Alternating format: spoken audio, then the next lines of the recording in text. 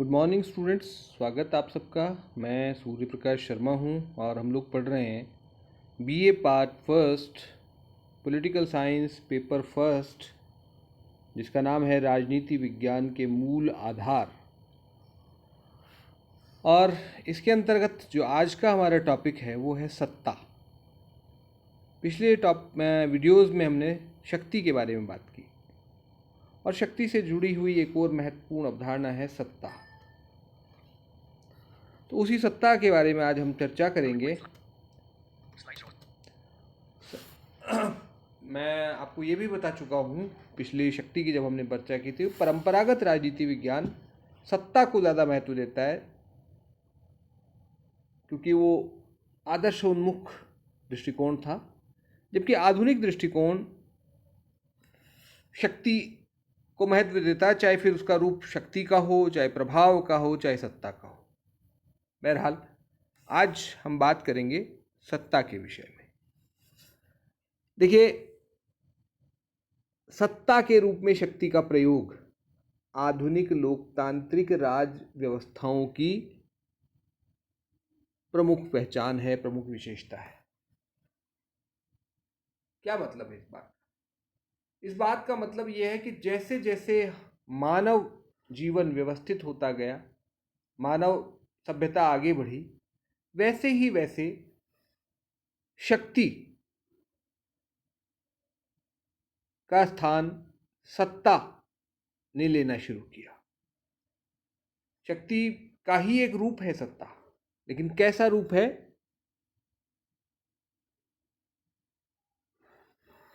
औचित्यपूर्ण शक्ति, स्वीकृत शक्ति और बहुत कुछ इसमें आता है। तो कहने का मतलब है कि शक्ति का जो रूप, सत्ता के रूप में जो प्रयोग है, वो आधुनिक लोकतांत्रिक व्यवस्थाओं की एक प्रमुख विशेषता है।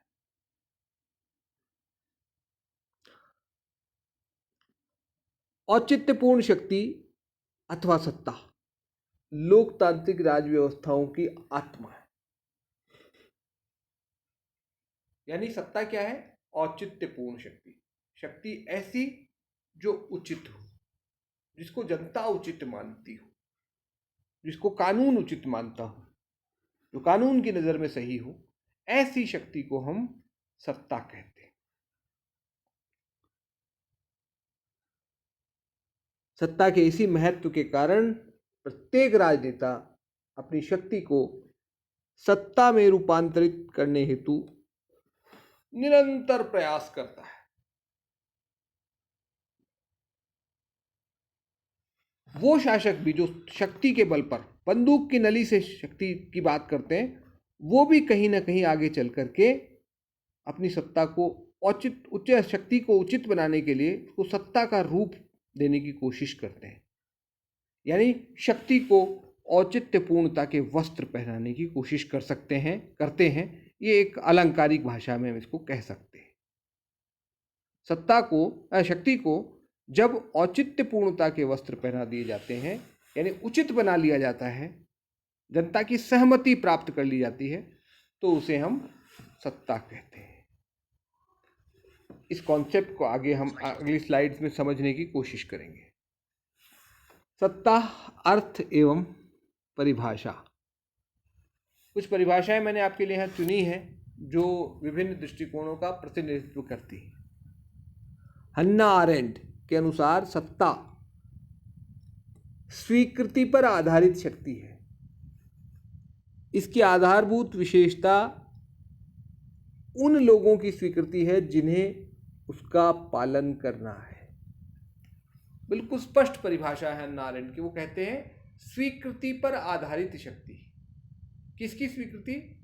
जिन पर उसका प्रयोग किया जाएगा, यानी जिन पर सत्ता का प्रयोग होता है उनकी स्वीकृति पर आधारित होती है सत्ता, और इसीलिए उसको सत्ता कहा जाता है, वरना तो शक्ति होती।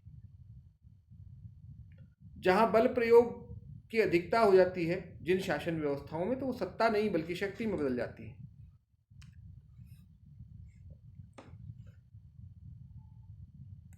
जैसे उदाहरण के लिए 1971 के आसपास या उससे थोड़ा पहले भी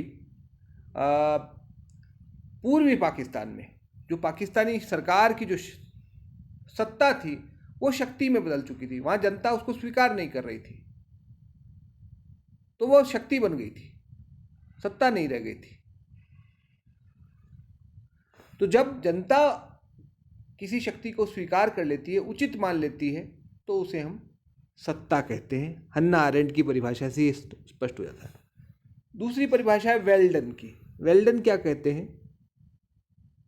संबंधित व्यक्तियों की सामान्य स्वीकृति के आधार पर प्रयुक्त शक्ति सत्ता है। वही बात जो हन्ना आरेंट ने कही है, वही बात वेल्डन भी कहते हैं। मैकाइवर क्या कहते हैं? सत्ता आदेश पालन करवाने की शक्ति है। ये बिल्कुल दूसरा दृष्टिकोण है। देखिए, पहली दो परिभाषाओं में हमने कहा कि सत्ता स्वीकृति पर आधारित शक्ति है। किसकी स्वीकृति? अधीनस्थों की स्वीकृति, जिन पर उसका प्रयोग किया जाएगा, जिन्हें उसके आदेशों का पालन करना है, उनकी स्वीकृति, उनकी सहमति पर आधारित शक्ति है। लेकिन ये तीसरी परिभाषा जो मैकाइवर की है, वो क्या कहती है? सत्ता आदेश पालन कराने की शक्ति है। फिर चाहे वो स्वीकृति पर आधारित हो, चाहे भय पर आधारित हो, चाहे बल प्रयोग पर आधारित हो, कैसे भी। अगर सत्ताधारी अपने आदेश का पालन करवा लेता है, इसका मतलब उसके पास सत्ता है।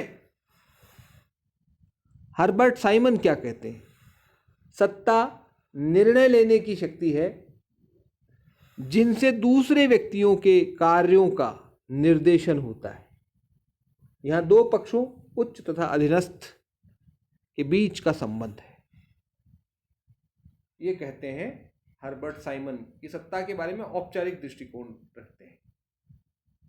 पहली दो जो परिभाषाएं थी, उसको सत्ता का अनौपचारिक दृष्टिकोण कहा जाता है, और दूसरी दो परिभाषाएं यानी मैकाइवर और हर्बर्ट साइमन की जो परिभाषा है, वो सत्ता के बारे में औपचारिक दृष्टिकोण की बात करते हैं कि भैया सत्ता तो जो है उच्च और अधीनस्थ के बीच का संबंध है।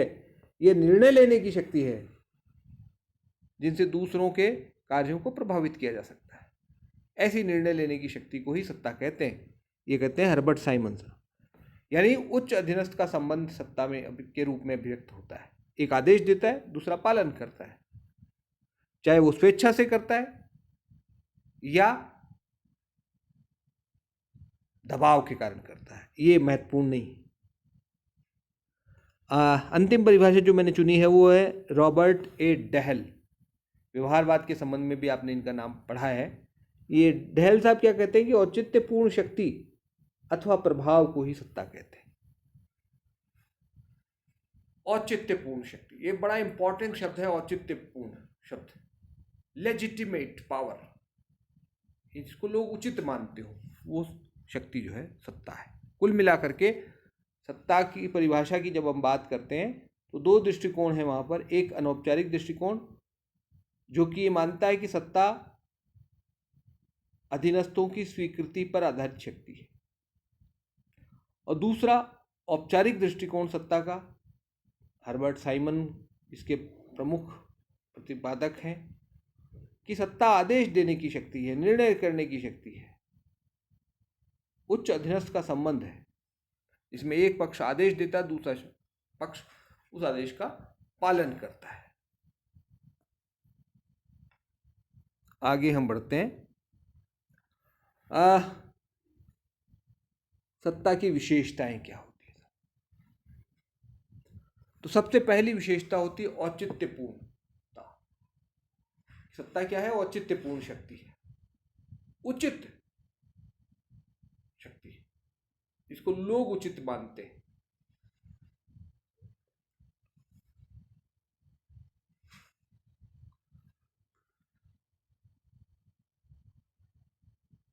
सामान्यतया किसी की हत्या का आदेश देना जो है वो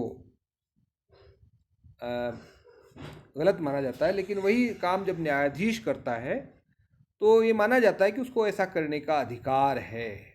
उसके इस निर्णय को उचित माना जाता है क्योंकि वो कानून की रक्षा के लिए या जनता के अधिकारों की रक्षा के लिए ऐसा करता है। तो ये औचित्यपूर्ण शक्ति होती है। दूसरी बात संबंधात्मक होती है, रिलेशनल। दो पक्षों के बीच का संबंध बताती है सत्ता। एक पक्ष आदेश देने वाला होता है और दूसरा पक्ष उस आदेश का पालन करने वाला होता है। केवल एक पक्ष से कोई शक्ति जो है सत्ता नहीं बनती। दो पक्ष जब तक नहीं होंगे तब तक सत्ता को समझ नहीं पाएंगे हम। तीसरी बात, स्वीकृत शक्ति होती है। ऐसी शक्ति है जिसको लोग स्वीकार करते हैं कि हाँ, उसको ऐसा करने का अधिकार है।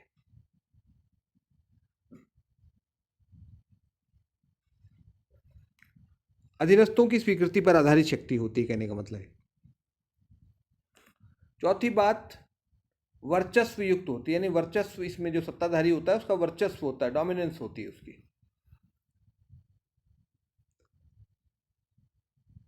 नेक्स्ट, परिभाषित एवं निश्चित। देखिए, शक्ति से विपरीत सत्ता जो है वो परिभाषित की जा सकती है, उसकी दायरा तय हो सकता है, निश्चित है वो, उसकी मात्रा बताई जा सकती है। जैसे राष्ट्रपति क्या कर सकता है और क्या नहीं कर सकता, ये बताया जा सकता है। एक पहलवान क्या कर सकता है बड़ा मुश्किल है बता पाना, लेकिन एक राष्ट्रपति क्या कर सकता है, एक जिला कलेक्टर क्या कर सकता है, एक मुख्यमंत्री क्या कर सकता है, ये हम बता सकते हैं। निश्चित होती है उसकी सत्ता। फिर है सब बुद्धिमत्तापूर्ण, रेशनल होती है, उसको लोग तर्क संगत मानते हैं, तर्क संगत भी कह सकते हैं आप इसको, बुद्धिमत्तापूर्ण को। तर्क पर आधारित होती है, लोग उसको तर्क संगत मानते हैं। उत्तरदायी शक्ति होती है, अकाउंटेबल होती है किसी ने की जनता के प्रति।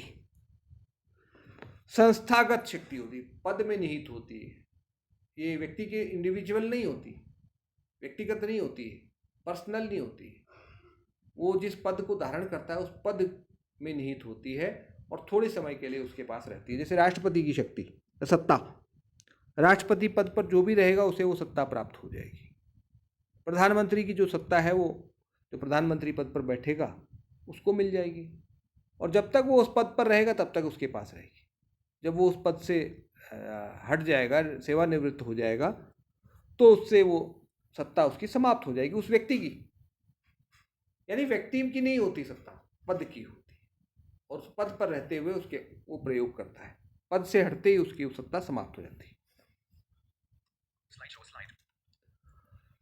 अब हम बात करते हैं सत्ता और शक्ति के बीच के अंतर की बात करते हैं। कुछ बातें आपको यहाँ भी समझ में आ गई होगी सत्ता की विशेषता की जब बात मैंने की, लेकिन यहाँ मैं अलग से स्पष्ट रूप से बात करता हूँ आपसे। शक्ति जो है क्षमता युक्त होती है, जबकि सत्ता जो है अधिकार युक्त होती है।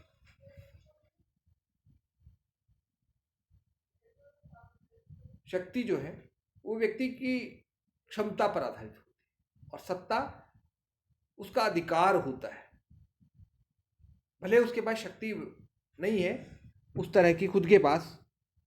जैसे न्यायाधीश की बात करते हैं, तो न्यायाधीश को दंड देने का अधिकार है,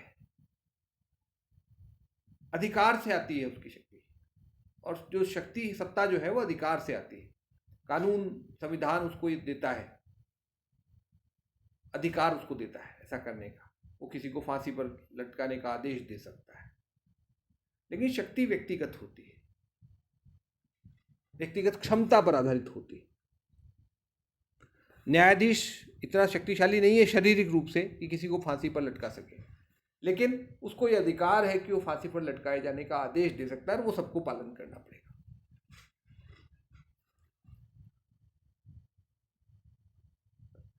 दूसरी बात, शक्ति औचित्यपूर्ण हो ये जरूरी नहीं है, जबकि सत्ता तो आपको बताई है कि औचित्यपूर्ण शक्ति होती है।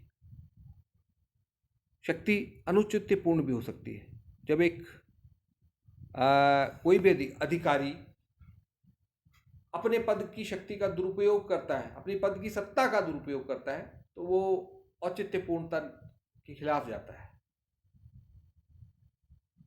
किसी को गलत मुकदमे में फंसा देना और उससे रिश्वत की अपेक्षा करना, ये सत्ता नहीं है, ये शक्ति औचित्यपूर्ण नहीं है।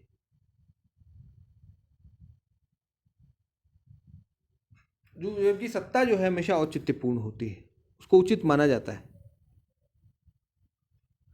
तीसरी बात, शक्ति का आधार बल होता है, जबकि सत्ता का आधार कानून, परंपरा या अधिकार ये होते हैं।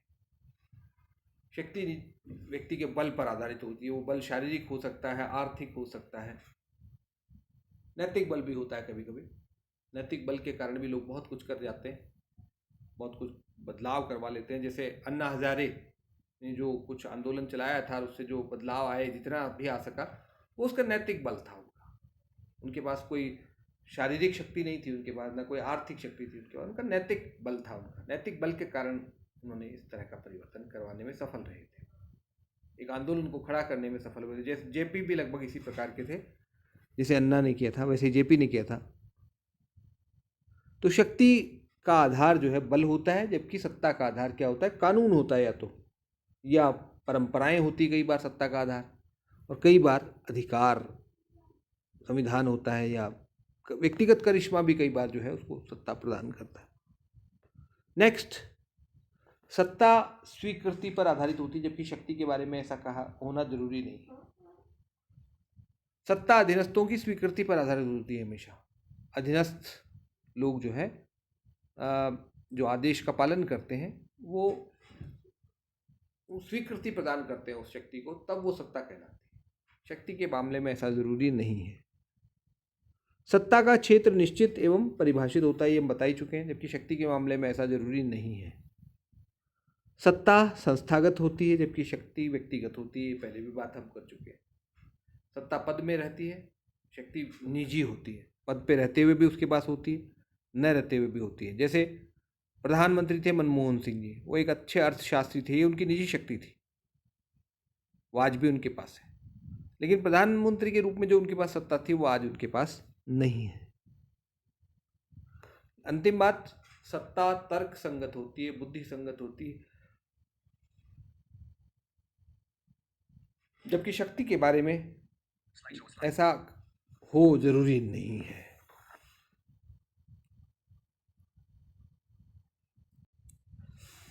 नेक्स्ट स्लाइड पे हम चलते हैं। सत्ता के स्रोत। सत्ता कहाँ से आती है, या प्रकार भी कह सकते हैं आप इसको। सत्ता के 3 प्रकार हैं, 3 स्रोत हैं, जैसे मैक्स वेबर के अनुसार। परंपरा, परंपरा पहला स्रोत है। परंपरा से जो सत्ता बनती है उसको कहते हैं परंपरागत सत्ता, ट्रेडिशनल अथॉरिटी। कोई चीज ऐसा चला आ रहा है, ऐसा होता रहा है, इस आधार पर जो सत्ता मिलती है उसको हम परंपरागत सत्ता कहते हैं, यानी परंपराओं पर आधारित होती है। ऐसा तो होता ही रहा है, जैसे किसी परिवार के मुखिया की सत्ता, हमारे यहाँ तो परिवार में सदियों से ऐसा होता है या पीढ़ियों से ऐसा होता है।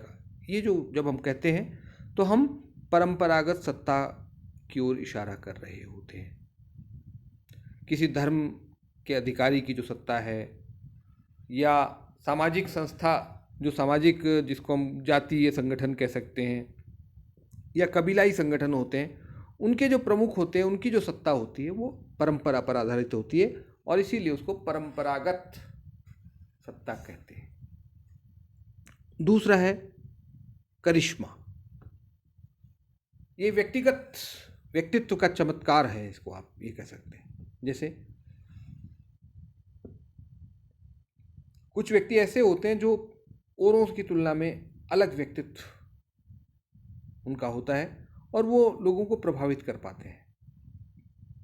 जैसे देखिए, भारत में प्रधानमंत्री बहुत सारे हुए हैं, लेकिन कुछ के नाम अलग से आते हैं। जैसे पंडित नेहरू की बात कीजिए, इंदिरा गांधी हैं, उसके बाद अटल बिहारी वाजपेयी, नरेंद्र मोदी। ये 4 प्रधानमंत्री जो हैं औरों की तुलना में ज़्यादा प्रभावशाली दिखते हैं, औरों से ज़्यादा शक्ति का प्रयोग करते हैं अन्य प्रधानमंत्रियों से। सत्ता का प्रयोग, सत्ता तो उतनी ही मिली सबको, लेकिन ये अपने व्यक्तिगत करिश्मे के कारण, अपने व्यक्तित्व के प्रभाव के कारण अन्यों से ज़्यादा प्रभावी हो पाए। इसी तरह से हम देखते हैं कई बार एक व्यक्ति के पीछे पार्टियां बन जाती हैं। हमारे यहाँ तो बहुत सारी पार्टियां जो एक व्यक्ति के पीछे बनी हुई हैं, उस व्यक्ति के साथ ही वो पार्टियां समाप्त हो जाती हैं। ये व्यक्तिगत करिश्मा पर आधारित सत्ता होती है। तीसरा है बुद्धि और कानून। तीसरा स्रोत है बुद्धि एवं कानून। यानी जिसको हम अपने तर्क से जिसको सत्ता को स्वीकार करते हैं, तर्क जिस सत्ता का आधार होता है वो बुद्धि संगत या तर्क संगत रैशनल अथॉरिटी होती है। जो आजकल लोकतांत्रिक सत्ताएं जो भी हैं वो इसी स्रोत के परिणाम स्वरूप सामने आई हैं। अब एक चीज और अंतिम बात हम करते हैं इस टॉपिक में, वो है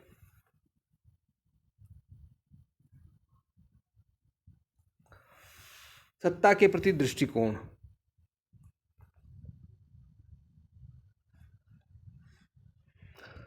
सत्ता के प्रति दृष्टिकोण, देखिए सत्ता के प्रति तीन प्रकार का, नकारात्मक हम विरोध का दृष्टिकोण रखते हैं सत्ता के प्रति, या सकारात्मक दृष्टिकोण हो सकता है, पॉजिटिव हो सकता है, हम उसको स्वीकार कर सकते हैं। और तीसरा तार्किक दृष्टिकोण, यानी हर मामले का गुण दोष के आधार पे हम उस पर प्रतिक्रिया करते हैं, तो ये तार्किक दृष्टिकोण, तर्क संगत दृष्टिकोण हो सकता है।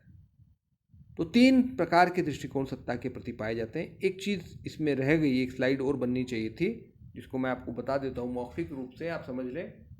सत्ता की जब हम प्रकृति की बात करते हैं तो दो दृष्टिकोण है सत्ता के प्रति, हालांकि मैंने परिभाषाओं के संदर्भ में आपको उसको समझाया था। सत्ता की प्रकृति को हम जब समझने की कोशिश करते हैं तो हम ये पाते हैं कि उसके बारे में जो लोगों की राय है, विद्वानों की राय है, दो प्रकार की है। एक सत्ता का औपचारिक दृष्टिकोण है, दूसरा सत्ता का अनौपचारिक दृष्टिकोण है। औपचारिक दृष्टिकोण ये मानता है कि सत्ता जो है ऊपर से नीचे की ओर प्रवाहित होती है, वो आदेश देने और आदेश पालन कराने की सामर्थ्य के रूप में वो उसको परिभाषित करते हैं। उच्च अधीनस्थ के संबंध के रूप में सत्ता को देखते हैं। और दूसरा जो दृष्टिकोण है सत्ता को अनौपचारिक मानता है, लोकतांत्रिक मानता है, वो अधीनस्थों की स्वीकृति के तत्व को ज़्यादा महत्व देता है, स्वीकृत शक्ति मानता है वो सत्ता को। जैसे वेल्डन की परिभाषा हमने देखी थी, उस रूप में वो देखता है। हन्ना आरेंट की परिभाषा हमने देखी थी, वो जो परिभाषाएं थी वो सत्ता के अनौपचारिक दृष्टिकोण की बात करते हैं। कौन सा दृष्टिकोण इनमें से सही है, औपचारिक दृष्टिकोण सही है सत्ता के बारे में या अनौपचारिक दृष्टिकोण सही है? तो इसके बारे में मैं ये कहता हूँ कि दोनों का अपना अपना महत्व है। कोई भी दृष्टिकोण पूर्ण नहीं है सत्ता के बारे में।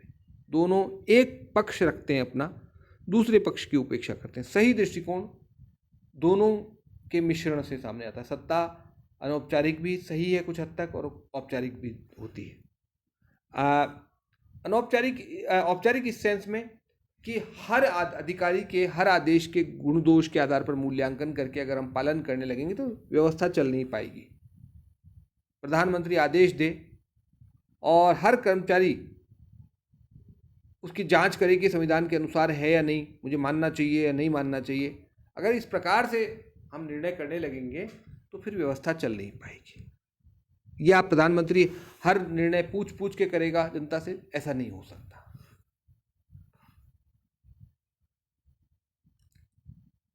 तो इसलिए सत्ता ऊपर से नीचे की तरफ आदेश के रूप में आती है, ये ठीक है कुछ हद तक। लेकिन सच ये भी है कि अधीनस्थों की स्वीकृति का भी अपना महत्व है। फिर चाहे वो हर आदेश की स्वीकृति होना आवश्यक नहीं है, एक निर्णय लेने की प्रक्रिया की को स्वीकार कर लिया जनता ने, उसको हम मान सकते हैं, वो भी एक प्रकार की स्वीकृति है। एक व्यवस्था के प्रति दृष्टिकोण, एक व्यवस्था में काम करने वाले लोगों के प्रति स्वीकृति, व्यवस्था की निर्णय प्रक्रिया के प्रति स्वीकृति, ये कुछ इस प्रकार की स्वीकृतियां हैं जो शक्ति को सत्ता में बदलती है। तो लगातार केवल डंडे के बल पर आदेश देने की शक्ति के कारण हम जनता से अपनी बात मनवा नहीं सकते हैं।